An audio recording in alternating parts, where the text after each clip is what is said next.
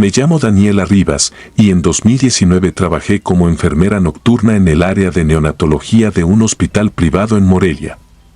Pensé que ya conocía el miedo, hasta que escuché una canción de cuna salir de una incubadora vacía. Todo empezó en una guardia de jueves, después de la medianoche. Neonatología era un lugar limpio, blanco, demasiado silencioso. Los monitores marcaban el ritmo de los bebés prematuros y cada pitido parecía más fuerte cuando una estaba sola. Aquella noche había 6 recién nacidos internados y una incubadora desocupada al fondo, cubierta con una sábana azul. Yo estaba llenando reportes cuando escuché una voz de mujer tarareando. Era bajita, dulce, como si alguien arrullara a un niño enfermo. Me levanté pensando que alguna madre se había colado fuera del horario de visita, pero el pasillo estaba vacío. El sonido venía del fondo, de la incubadora tapada.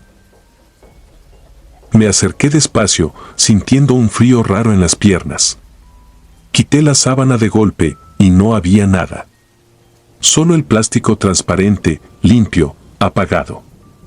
Pero por dentro había humedad, como si alguien hubiera respirado pegado al acrílico.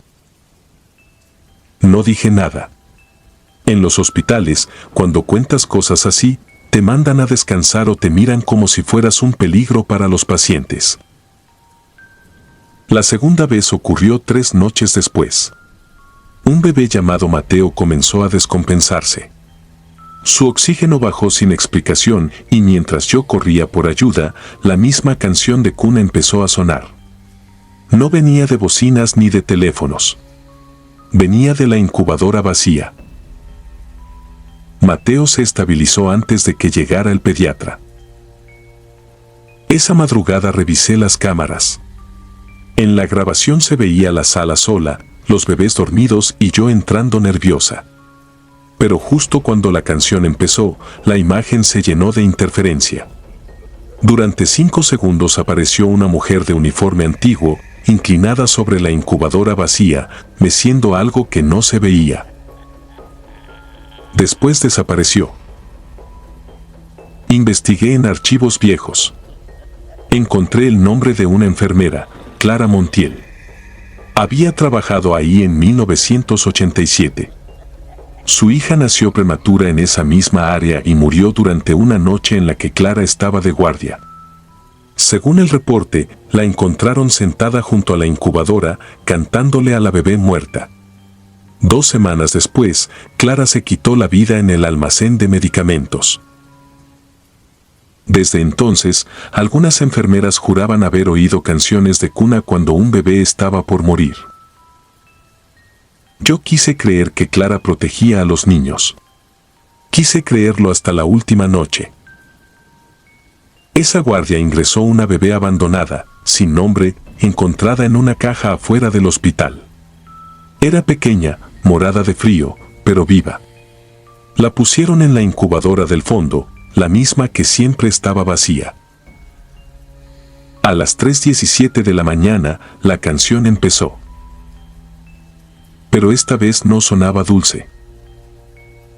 Sonaba ronca, cansada, como si muchas mujeres cantaran debajo del piso. La bebé abrió los ojos. No lloró. Solo miró hacia un rincón oscuro de la sala. Luego todos los monitores se apagaron al mismo tiempo. Corrí hacia ella, pero antes de tocar la incubadora vi una mano por dentro del acrílico. Una mano adulta, pálida, apoyada junto al rostro de la recién nacida. Entonces escuché una voz detrás de mí. No todos vienen a salvarse. Me giré. No había nadie. Cuando volvió la luz, la bebé estaba estable, pero la incubadora vacía junto a ella tenía algo escrito en el vapor del acrílico. Ya me devolvieron a mi hija. Renuncié al día siguiente. 3 meses después supe que la niña fue adoptada. La llamaron Clara. Y cuando cumplió 6 meses, su nueva madre llevó un video al hospital, preocupada porque la bebé no dormía sin música.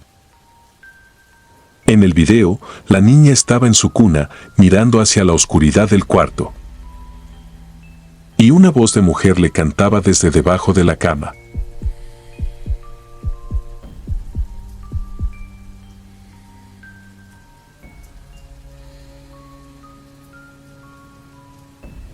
Me llamo Mariana Ríos y trabajé como enfermera nocturna en una clínica privada de Monterrey en el año 2019.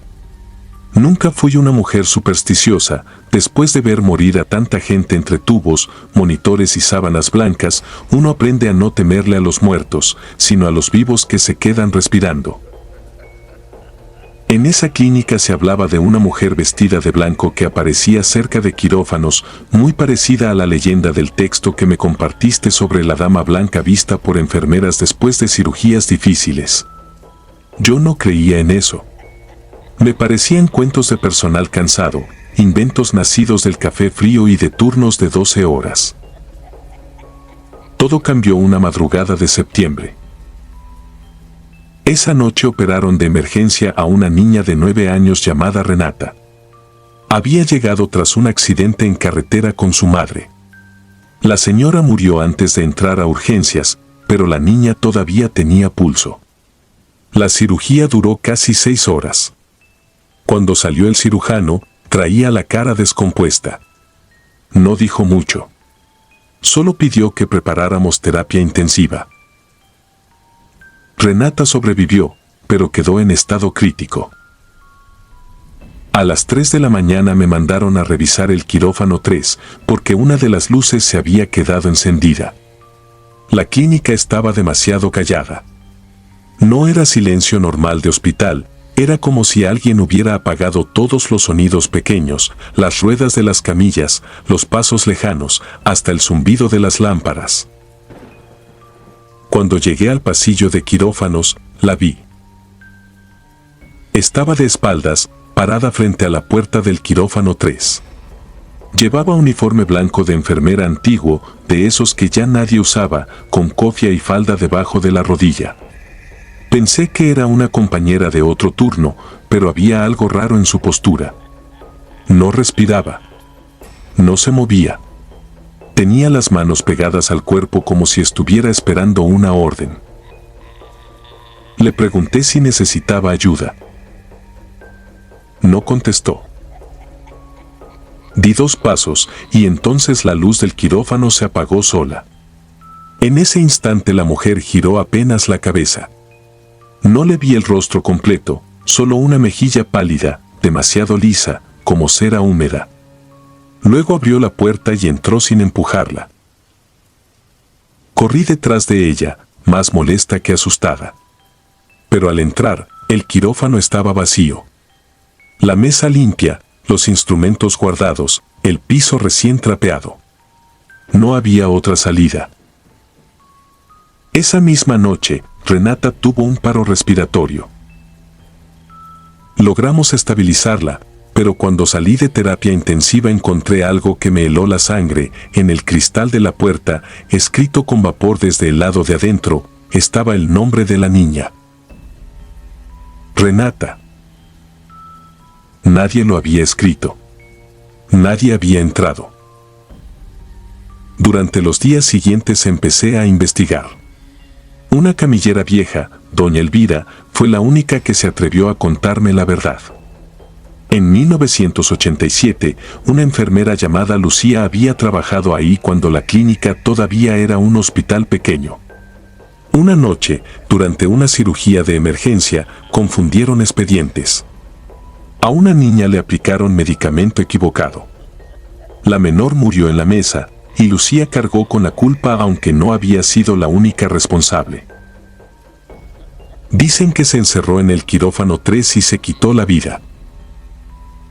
Yo quise creer que era coincidencia, hasta que revisé el archivo viejo. La niña muerta en 1987 también se llamaba Renata. Esa noche pedí cambio de área, pero antes de irme pasé por terapia intensiva. La pequeña Renata estaba despierta. Tenía los ojos abiertos, fijos en la esquina del cuarto. Me acerqué y le pregunté si le dolía algo. Ella movió la cabeza muy despacio y susurró. La enfermera dice que mi mamá ya vino por mí. No respondí. Sentí que la sangre se me iba a los pies. En el monitor, el corazón de Renata comenzó a bajar. Miré hacia el cristal de la habitación. Detrás de mí, reflejada en la puerta, estaba la enfermera de blanco. Esta vez le vi la cara. No era vieja ni joven. Tenía los ojos completamente negros y la boca cosida con hilo quirúrgico. Renata murió a las 4:17 de la mañana. Renuncié al día siguiente. Meses después recibí una llamada de una compañera. Me dijo que habían remodelado el quirófano 3 y que encontraron algo detrás de una pared falsa, varios expedientes escondidos de pacientes fallecidos por errores médicos. El primero tenía mi nombre escrito en la portada. No mi nombre como enfermera. Mi nombre como paciente. Y una fecha de ingreso, septiembre de 2019. Suscribirte y darle like ayuda mucho a este canal. Si ya has escuchado mi contenido antes, te ha gustado y estás disfrutando lo que escuchas en este sector, te agradeceré que presiones el botón de suscribirse. Sin más interrupciones, continuamos.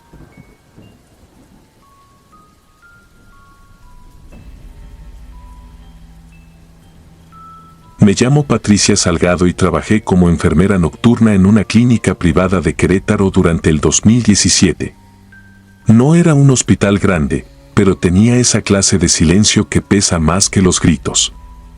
Los pasillos siempre olían a cloro, café recalentado y medicina vieja. Yo estaba acostumbrada a ver dolor, fiebre, sangre y muerte, pero nada me preparó para la habitación 309. La primera vez que escuché el timbre pensé que era una paciente pidiendo agua. Eran las 2:43 de la madrugada, lo recuerdo porque acababa de firmar el registro de medicamentos. La luz roja del tablero parpadeó sobre el número 309, pero esa habitación llevaba 3 días vacía. Aún así fui. En enfermería uno aprende a no confiar demasiado en los aparatos, pero también aprende a revisar todo. Abrí la puerta y encontré la cama tendida, la persiana cerrada y la silla de visitas colocada junto a la ventana. No había nadie. Apagué el llamado y salí, convencida de que era una falla eléctrica. 10 minutos después volvió a sonar. Esta vez sentí un frío en la nuca. Entré de nuevo y noté algo que no estaba antes, las sábanas tenían una marca hundida, como si alguien acabara de acostarse. Toqué el colchón y estaba tibio. No dije nada.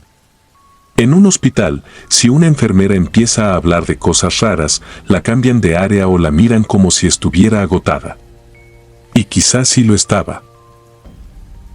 Durante las siguientes noches el timbre de la 309 sonó siempre a la misma hora. A veces encontraba la silla movida. Otras veces, el lavabo goteando aunque yo misma lo había cerrado. Una madrugada vi algo escrito en el vidrio empañado de la ventana, no era yo. Sentí que el estómago se me cerraba. Empecé a revisar expedientes antiguos. No fue fácil, pero una camillera llamada Irene me contó lo que nadie quería mencionar. En esa habitación había muerto una enfermera llamada Daniela Ríos, 5 años antes. La encontraron en el baño, con las uñas rotas y el uniforme empapado.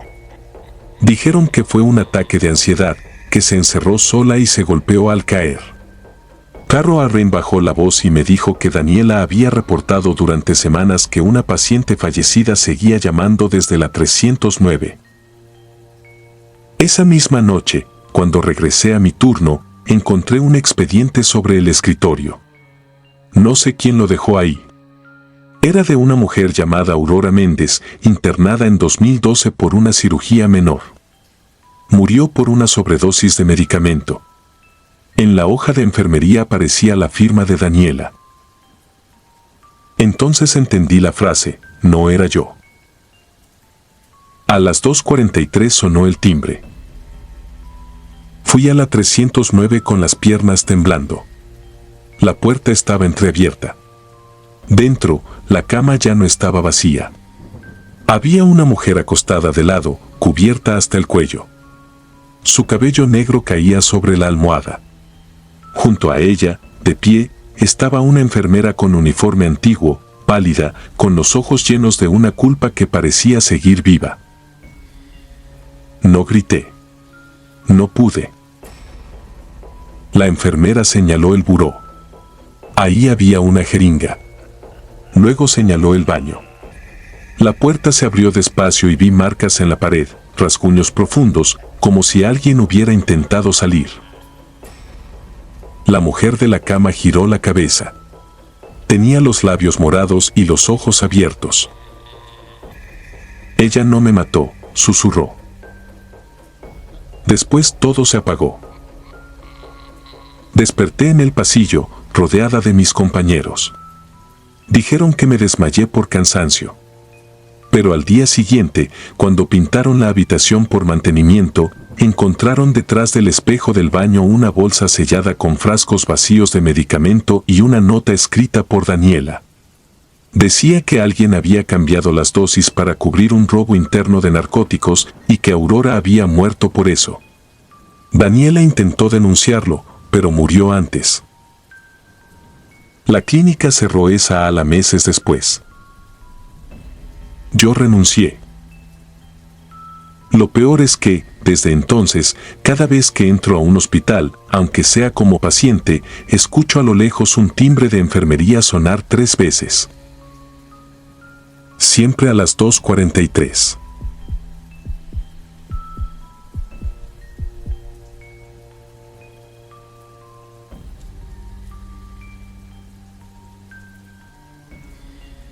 Me llamo Renata Solís y fui enfermera nocturna en el Hospital San Gabriel, en Torreón, durante el 2018.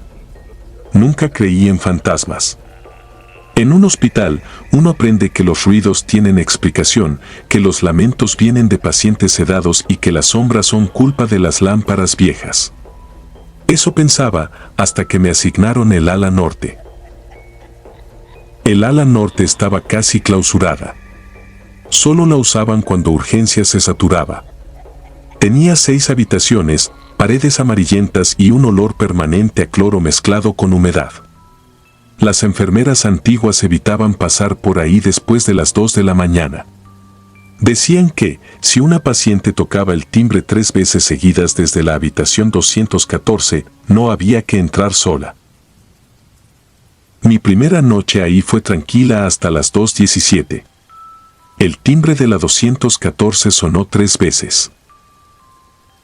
La paciente era una anciana llamada Ofelia Rivas. Estaba internada por una infección pulmonar, conectada a oxígeno y demasiado débil para levantarse. Cuando entré, la encontré mirando hacia la esquina del cuarto, con los ojos muy abiertos. Me dijo apenas, casi sin voz: la enfermera chiquita está debajo de mi cama. Pensé que deliraba por la fiebre. Revisé su temperatura, acomodé la sábana y me agaché para tranquilizarla. Debajo de la cama no había nada, solo una venda vieja tirada, aunque juraría que, al recogerla, estaba húmeda y tibia, como si acabaran de usarla. Esa madrugada el timbre siguió sonando desde habitaciones vacías. Cada vez que yo llegaba, las camas estaban perfectamente tendidas, pero las almohadas tenían hundida la marca de una cabeza pequeña.